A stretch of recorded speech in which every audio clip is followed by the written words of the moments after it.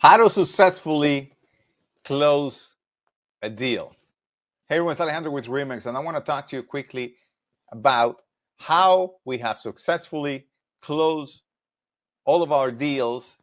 We have never had a deal that falling through the cracks before closing, and I'll explain you why. Now, let's say you're buying a property or you're selling a property, and you're going to be negotiating with the other party, the other realtor, and you're going to have a mortgage broker. You're going to have a few parties involved in that transaction.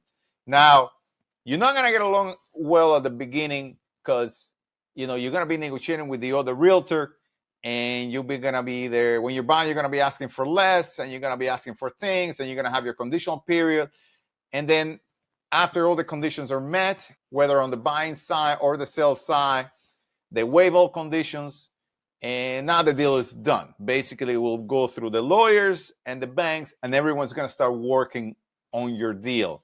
And let's say you got 2 months to close. Now, after that point, what we normally try to do is we actually change our shift from a negotiating approach to I want to get this deal done for both parties approach. So I want to make sure that I get along with that realtor well. I want to know what's going on with the other party too. If I'm selling and that person is buying, I want to make sure that their mortgage doesn't have any issues, because we're gonna need that money to buy somewhere else. So what we do is we actually micromanage everybody. So we micromanage the realtor to make sure that he micromanage his client and the mortgage broker.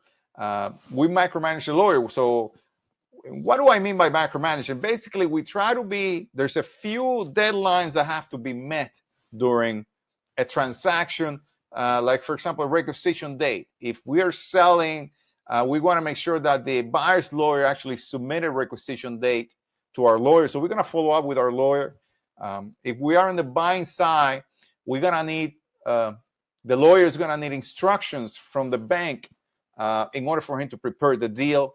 So we're going to be following up with the mortgage brokers to find out when are they submitting the instructions. If the lawyer haven't received instructions, why? So we try to look for problems ahead of time. So if I'm going to have an issue with the bank that is delaying the instructions because they need something else, I want to know what that something else is so we can get the deal on time. We just went through a very difficult transaction, actually closed on time. It could have gone sideways. So what I did was, the week prior to the closing, the buyers, they actually encountered some issues. Not my clients, I was selling. The buyers had some issues where there's financing. I went ahead and tried to help them solve the problems that they had to make sure that we close on time. We don't have any issues on our sales side. The believe it or not, the buyer's agent did not want to communicate with me. Actually, I had to beg him to do so we don't have any issues, and ended up closing on time. Everything was great. So Alejandro with Remax, have a great day. Thank you so much for watching. If you like this video, want to watch more videos like this, and at the same time learn more about real estate, don't forget to hit the subscribe button and follow me on all the social media channels. Thank you and have a great day.